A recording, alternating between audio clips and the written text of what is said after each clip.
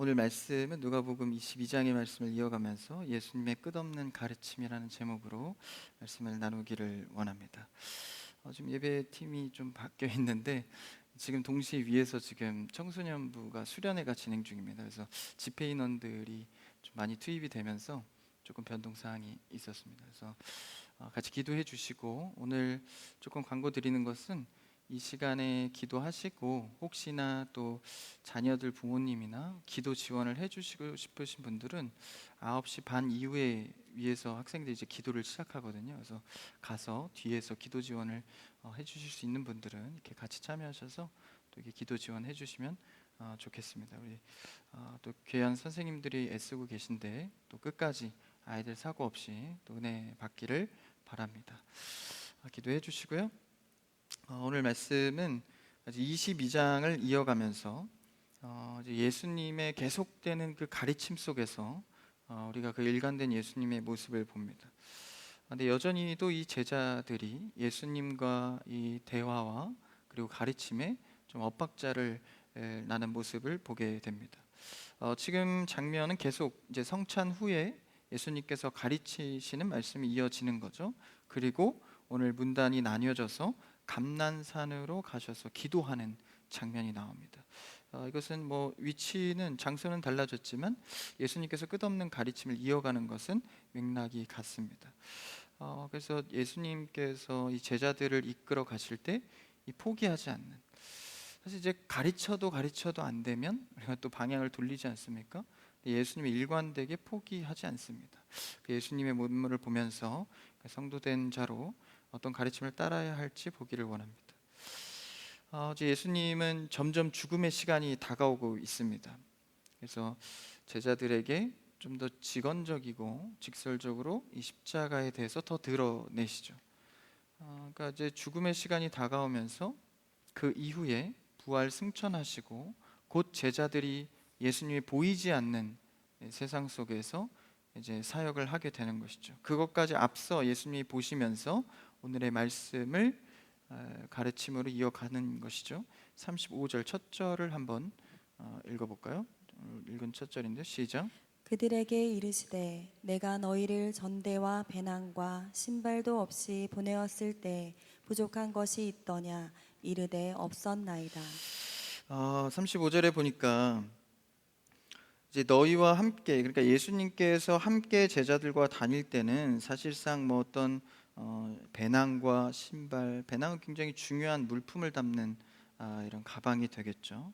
그리고 여기 전대는 돈을 담는 주머니 같은 것을 말합니다. 이 전대와 배낭과 신발을 없이 보내었다. 예수님께서는 충분한 그들과 동행 속에서 사실 이런 것들을 구비하지 말라고 하셨죠. 근데 이제 예수님께서 함께할 때 부족한 것이 없었죠. 그러니까 제자들도 없었다라고 대답을 합니다.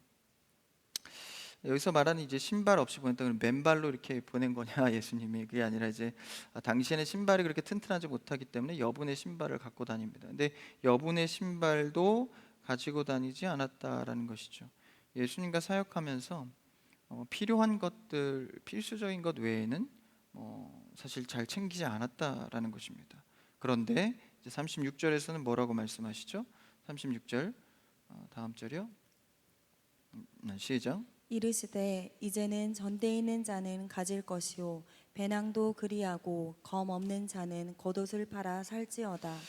이제는 챙기라는 거예요. 전에는 그런 것들을 챙기지 않고 예수님과 함께 다니며 사역을 했지만 이제는 챙기라. 이것이 무슨 의미일까요? 전대라고 나누는 이 돈주머니는 삶의 어떤 경제적인 부분이죠. 이런 것들을 챙기라고 말씀하십니다. 배낭도 삶의 기본적인 것들을 넣는 것인데 이것도 챙기라는 거예요. 그러니까 이제 예수님께서 사역을 하시고 부활 승천하시면 보이지 않고 너희들끼리 이제 사역을 해야 할 텐데 그때에 챙겨야 할 것들에 대해서 말하는 것처럼 보입니다. 이제 나 없이 살 준비를, 내가 이제 죽으니까 준비하라 말씀하십니다. 근데 꼭 그 의미만 있을까요? 여기서 좀 특이한 장면이 있죠. 36절에 보니까 검 없는 자는 겉옷을 팔아서 살지어다. 배낭이나 전대 같은 것은 이해를 해도 검이라는 것은 우리가 생각하는 그런 이제 무기를 말합니다. 검을 챙기라는 거예요. 준비하라는 겁니다. 근데 이제 심지어는 겉옷까지 팔아서 없다면 검을 챙기라고 말씀하십니다. 그러니까 이 문장에 대한 해석으로 굉장히 분분한 의견이 있는데, 여기서 이제 해석이 잘못되면 끝까지 좀 본문의 갈피를 못 잡습니다. 검을 챙기라고 한 것은 맞죠. 사라고 하신 것은 맞습니다. 여기서 좀 헷갈리는 것이 예수님께서 이 제자 예수님을 그 군인들이 잡으러 왔을 때, 뭐 정확하게는 제사장들의 종이죠. 잡으러 왔을 때 이제 베드로가 말고의 귀를 자르지 않습니까?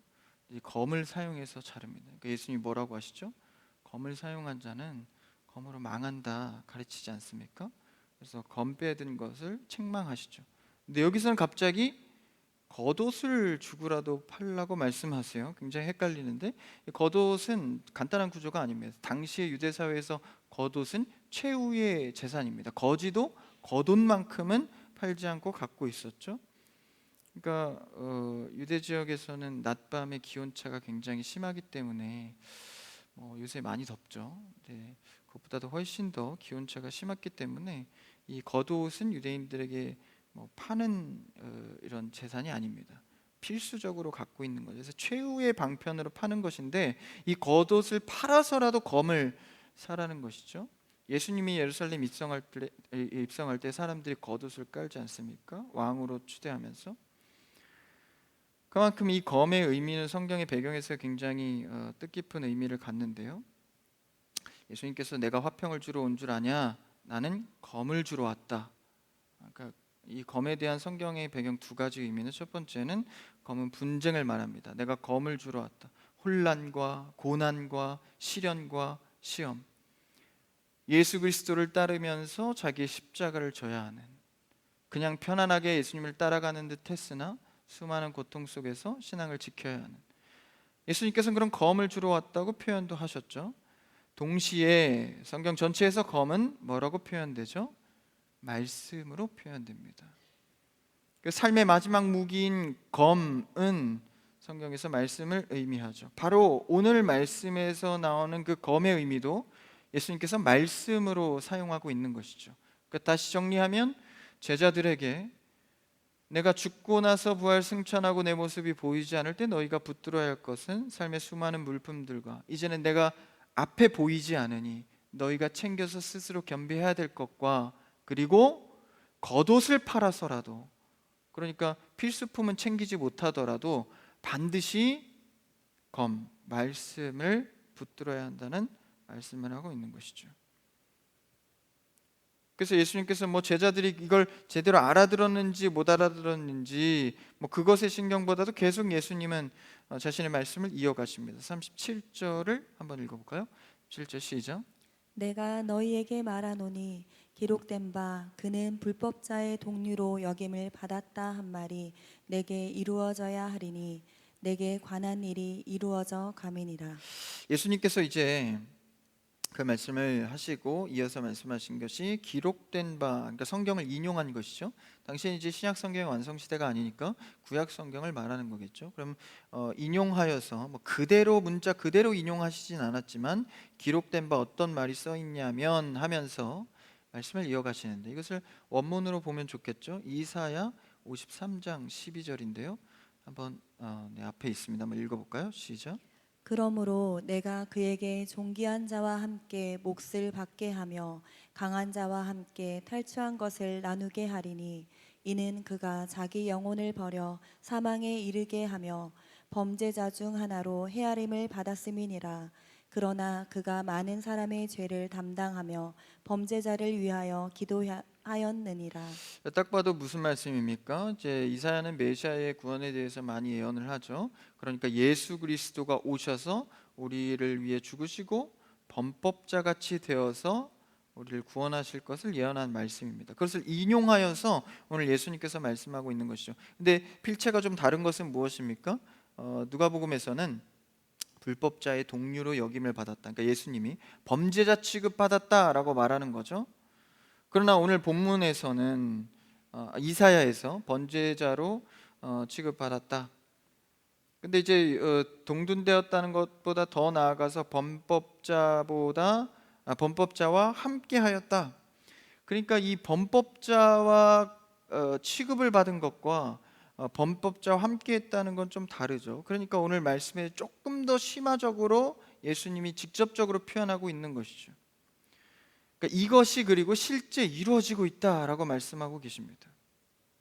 그러면서 예수님이 죽기 위해 내가 잘 가고 있다라는 말씀을 하는 것이죠. 그 말씀을 인용한 것을 하시고 37절에 보니까 내게 관한 이 말씀의 일이 이루어져 감이니라. 그러니까 이루어져 가고 있다라고 말씀하시죠. 그러니까 이제 예수님께서는 그 십자가 범죄자 취급을 받고 동등된 범법자와 함께하는 그런 취급을 받으면서 지금 말씀을 이뤄가고 있다라고 말씀하십니다. 그럼 이제 문제는 제자들이죠. 남겨진 이 제자들, 다시 말하면 곧 교회가 되겠죠. 이때 예수님께서 이제 말씀하신 것이 앞에 35절과 36절의 말씀인 겁니다. 이렇게 말씀이 이루어져 가고 있고 내가 범법자 취급을 당할진대, 내가 잡혀가고 죽고 사라질진대 너희가 무엇을 챙겨야 하는지, 전에는 나와 함께 있고 보이고 내가 사역했기 때문에 너희가 챙길 필요 없었지만 이제는 내가 말씀을 이루어 가면서 너희가 서야 할 때가 온다. 그래서 과정은 힘들었지만 실제적으로 이 사도들, 제자들이 교회를 세우지 않습니까? 예수님께서 그 말씀을 하고 계신 것이죠.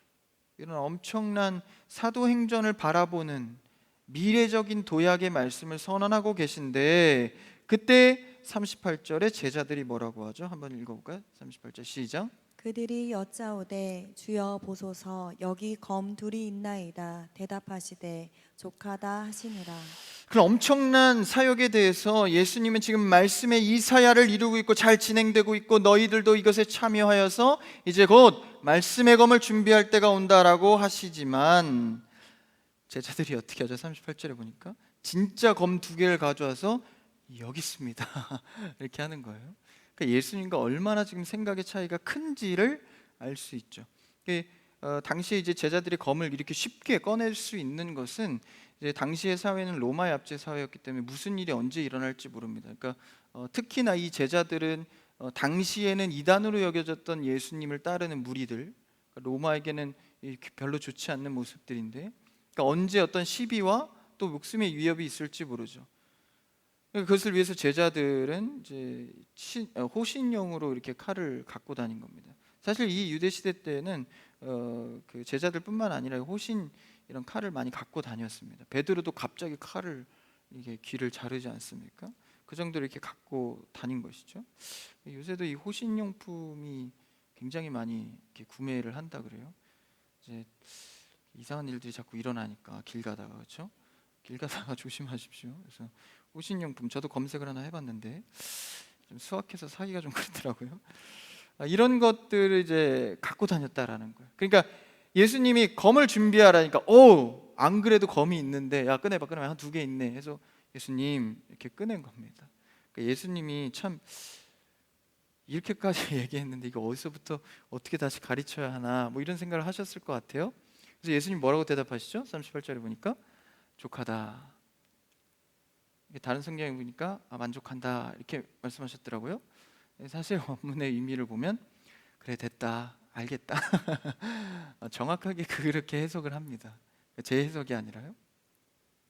그러니까 주님께 가져왔을 때 그래 넉넉하다 잘했다. 그러니까 이제 사도 바울도 그러잖아요. 이렇게 아직 신앙이 자라가지 않은 자들을 보고 꾸짖지 않고 아직 어리구나 이렇게 표현을 하지 않습니까? 그러니까 예수님도 제자들이 결국 교회를 세울 사도가 될 것을 알기 때문에 여기서 한 번 더 참고 가는 것이죠. 그래 괜찮다 넉넉하다. 제자들 수준에서는 사실상 이것이 그렇게 부자연스러운 것은 아닙니다. 예수님께서도 전에 바리새인의 누룩을 주의하라 그랬더니 우리가 빵을 안 챙겨왔군요 뭐 이렇게 동문서답을 하기도 하고. 그러니까 제자와 예수님의 엇박자는 하루 이틀 일은 아닙니다. 근데 사실 이것이 오늘 말씀에 좀 주목해 볼 것은 바로 십자가 직전인 것이죠. 다 왔습니다. 그럼에도 제자들이 아직도 멀어져 있는 모습은 사뭇 우리를 서운하게 합니다. 그러나 우리도 신앙의 연수나 여러 가지를 배웠다고 하지만 어떨 때 보면 참 어린아이 같은 신앙을 발견하게 됩니다. 그래서 사람이 자기 열심으로 주님을 도왔다고 열심으로 했다고 가져온 검이라 할지라도 예수님의 진짜 속드신 말씀의 검을 붙들지 않으면 주의 일을 알기가 어렵다라는 것이죠. 여러분, 주의 말씀을 먼저 붙드는 여러분 되길 축복합니다. 그래서 주님이 원하는 것이 무엇인가, 그래서 조금 주님의 의도를 조금이라도 시원케 해드리는 신앙생활 하기를 바랍니다. 그러면서 이제 장면이 감람산으로 옮겨져서 예수님이 기도하러 가시는 장면을 보는데요. 여전히도 이제 예수님은 제자들이 예수님의 사역과 좀 가까워지지 않는 모습을 보면서 장소를 옮기면서 또 하나의 가르침을 주십니다. 39절의 상황을 읽어볼까요? 39절 시작. 예수께서 나가사 습관을 따라 감난산에 가심에 제자들도 따라갔더니 예수님께서 이제 기도하러 가시는데 중요한 표현이 있죠. 습관을 따라 이렇게 가셨습니다. 습관을 따라 갔다는 것은 이제 자신이 어떤 감흥에 의해서 어떤 결정에 의해서 간 것이 아니라 늘 하던 대로 갔다는 것이죠.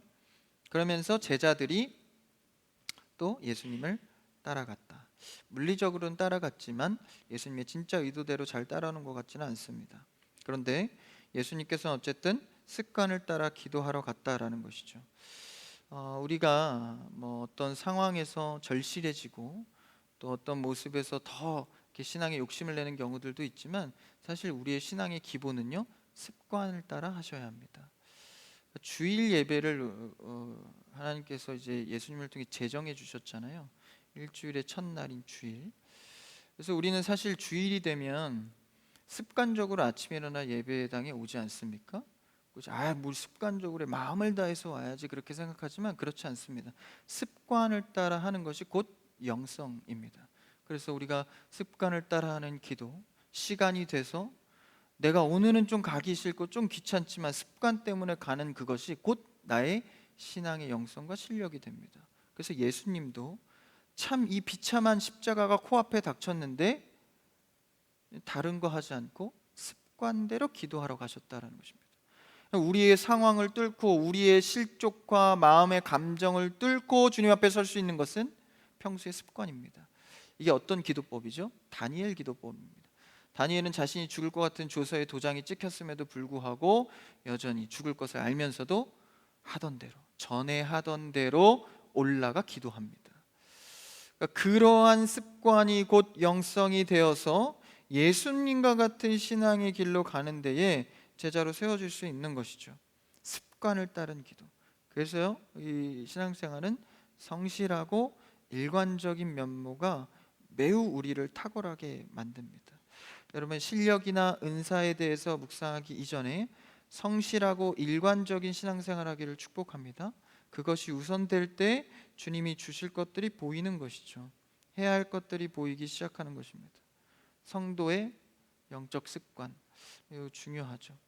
그래서 이런 형식 그리고 전통 나쁜 게 아닙니다. 형식주의가 나쁜 것이지 형식은 우리에게 매우 큰 양식으로 우리에게 자리 잡습니다. 그래서 기독교 역사에도 합의된 신경, 우린 사도신경을 하지 않습니까? 이런 전통과 습관들 매우 중요한 것이죠. 성도의 습관, 특히 우리 한국 교회에도 매우 좋은 습관들이 전통되어져 있는 게 많잖아요. 한국만의 특색 있는 기독교 색채가 많지 않습니까? 새벽 기도라든지 이제 기도의 그 시간을 많이 정하고, 그렇죠? 그리고 한국 기독교인이라면 술 담배를 안 한다. 이런 습관과 전통이 있지 않습니까? 다른 나라는 좀 자유하더라도 그게 우리 선조부터 이미 우리 한국 전통으로 세워져서 잘 이렇게 흘러져 온 것이죠. 계승할 것들이 많습니다. 이러한 습관과 형식을 통하여서 결국 어떤 상황에서도 기도로 먼저 일관하는 예수님과 같은 신앙을 갖기를 원하는 것이죠. 그래서 예수님도 이러한 마음이었기 때문에 이런 지금 39절에서 살짝 그 가르침의 면모를 보이는 것이죠. 습관을 따라. 그랬을 때 예수님이 제자들과 함께 기도하러 가서 뭐라고 가르쳐 주시죠? 40절을 읽어볼까요? 40절 시작. 그곳에 이르러 그들에게 이르시되 유혹에 빠지지 않게 기도하라 하시고. 어제 예수님께서 제자들에게 다시 한번 또 하나의 가르침을 주십니다. 유혹에 빠지지 않게 기도하라. 지금 제자들의 영성은 사실 예수님의 말씀을 전혀 알아듣고 있지 못했기 때문에 유혹에 빠지기 쉽고 시험에 들기 쉬운 상태였습니다. 다시 말하면 이제 믿음이 고갈되지 않도록 기도하라라는 말씀인데, 사실 믿음도 고갈이 됩니다. 그러니까 우리가 하나님의 지식을 날마다 사모하고 잘 담아내지 않으면 수많은 유혹 속에서 자꾸 소진이 돼버리죠. 그래서 예수님께서는 우리에게 시험에 들지 않고 유혹에 빠지지 않도록 기도하라, 습관을 따라 기도하라. 여러분, 오늘 내가 받아야 할 은혜를 오늘 기도하여 받기를 축복합니다. 그래서 제자들의 연약함을 아시고 유혹과 시련에 들지 않도록 조심하라. 예수님이 현재 제자의 상태를 보고 알고 있었던 것이죠. 그래서 그 하루에 말씀을 듣고 기도하는 습관 매일 잘 쌓아가는 것, 그럴 때 제자들이 예수님의 의도대로 잘 설 수 있는 것이죠. 내 영이 깨어 주 앞에 깨어 기도로 날마다 나아가기를 축복합니다. 하나님 앞에 가까이 붙어 있는 것이죠. 지금은 제자들이 물리적으로는 붙어 있지만 예수님이 볼 때에는 유혹에 빠지기 쉬운 멀어진 상태로 평가를 하고 있습니다. 그러면서 41절과 2절을 한번 읽어볼까요? 41절 시작. 그들을 떠나 돌 던질 만큼 가서 무릎을 꿇고 기도하여 이르시되 아버지여 만일 아버지의 뜻이거든 이 잔을 내게서 옮기시옵소서. 그러나 내 원대로 마시옵고 아버지의 원대로 되기를 원하나이다 하시니. 이제 예수님께서 돌 던질 만큼, 돌 던져서 거리가 그래도 좀 눈엔 보이지만 좀 멀어져 있는 그 정도 거리 가서 무릎 꿇고 기도를 하시죠. 이거 유명한 말씀이죠. 다른 복음서에도 있는데 아버지의 뜻이거든 이 잔을 내게서 옮겨 주시옵소서. 그러니까 십자가 지는 사역을 말하는 거죠. 십자가 지는 사역에 대해서 하나님 앞에 이제 기도를 하고 있습니다. 그러니까 예수님도 이 십자가라는 이 대사역 앞에 얼마나 많은 인간적 유혹과 생각들 속에 기도를 하고 있다는 것을 알 수 있죠. 근데 좀 이상하다. 예수님은 삼위일체 하나님이신데 이런 기도를 하나님께 왜 하지?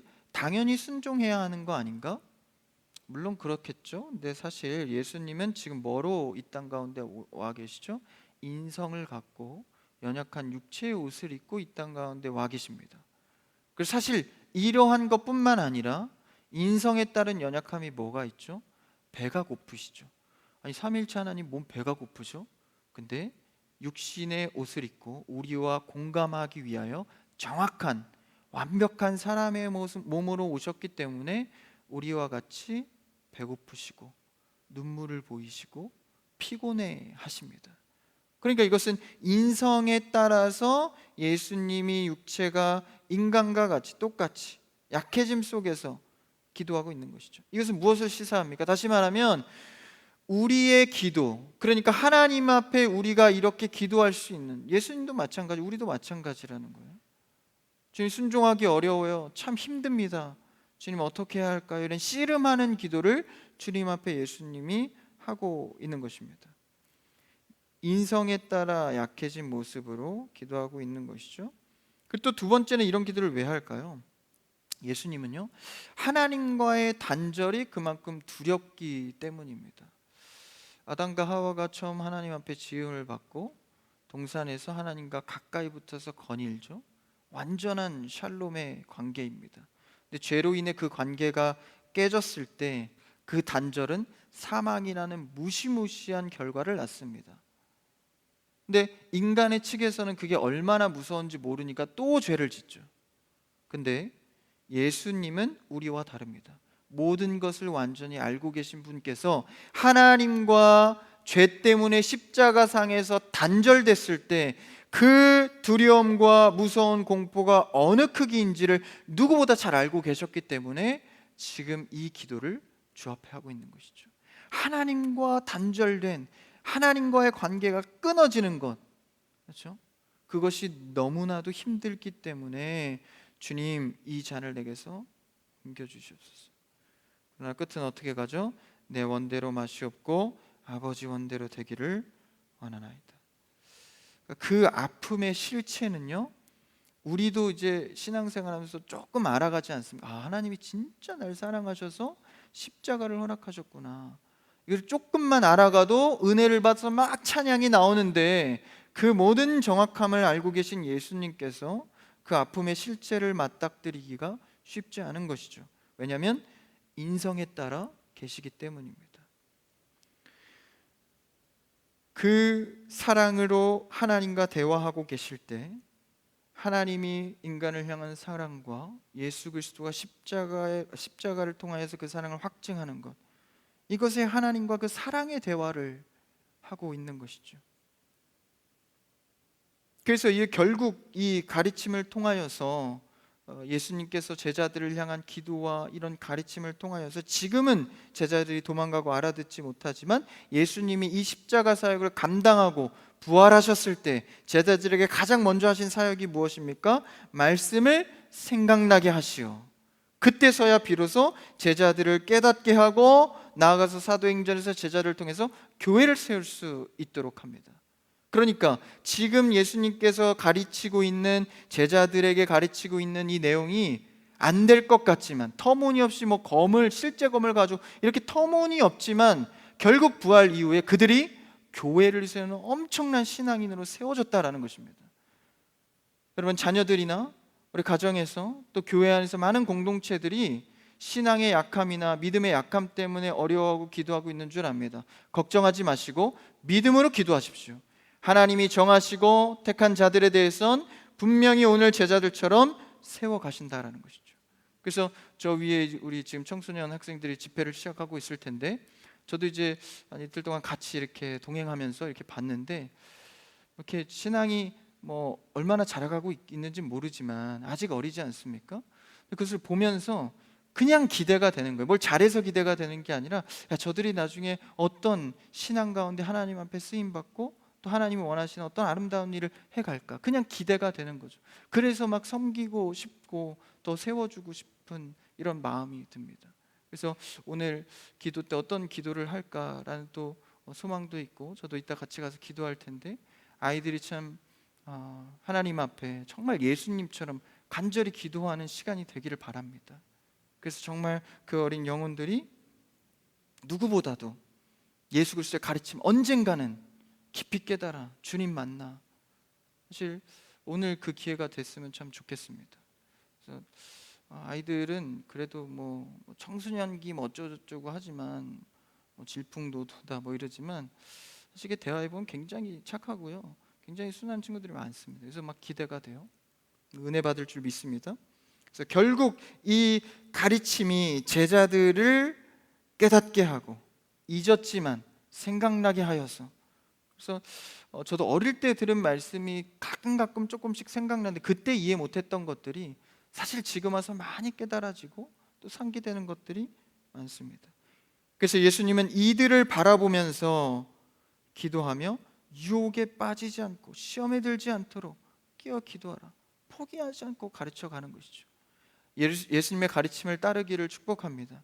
때로는 순수하게 유혹과 시험 앞에 주님을 따르는 기도와 신앙이 되기를 축복합니다. 우리 한번 찬양하기를 원하는데요, 우리 세상의 유혹 시험이 같이 고백하면서 오늘 말씀을 주 앞에 묵상하기를 원합니다. 네, 한번 같이 고백의 찬양으로 함께 나갑시다. 세상의 유혹 시험이, 세상의 유혹 시험이 내게 몰려올 때에 나의 힘을 얻은 그것들 모두 이길 수 없네.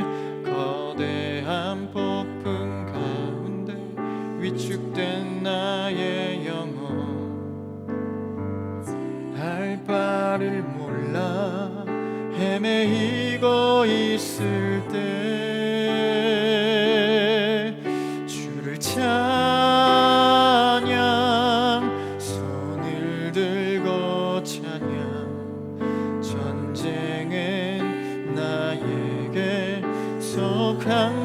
다니니 주를 찬양 손을 들고 찬양 전쟁은 하나님께 속한 것. 우리 2절을 한 번 더 찬양해 볼까요? 거짓과 속임수로 거짓과 속임수로 가득 찬 세상에서 어디로 갈지 몰라 머뭇거리고 있네. 공중의 권세 잡은 자 지금도 우리들을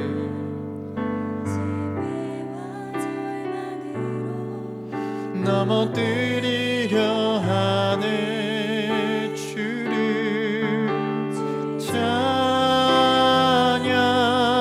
손을 들고 찬양 전쟁은 나에게 속한 것 아니니 주를 찬양 손을 들고 찬양 전쟁은 하나님께 속한 것이니. 아멘. 우리가 세상의 어떤 유혹과 시험 가운데에서도 주님을 따르는 기도로 승리한 여러분 되기를 축복합니다. 오늘 말씀을 정리하면서 예수님께서는 우리를 향한 가르침이 끝이 없습니다. 우리가 미숙하고 어려도 아직 따라가지 못해도 계속해서 가르치는 것은 말씀의 검으로 살아갈 때 주님의 뜻을 이루고 성도로 설 수 있기 때문입니다. 그 가르침에 순종하며 날마다 말씀을 가까이 하고 세상의 어떤 유혹과 시험 가운데에서도 깨어 기도하는 예수 그리스도의 제자가 되는 여러분 되기를 주님으로 축복합니다. 기도하겠습니다. 사랑해 주님,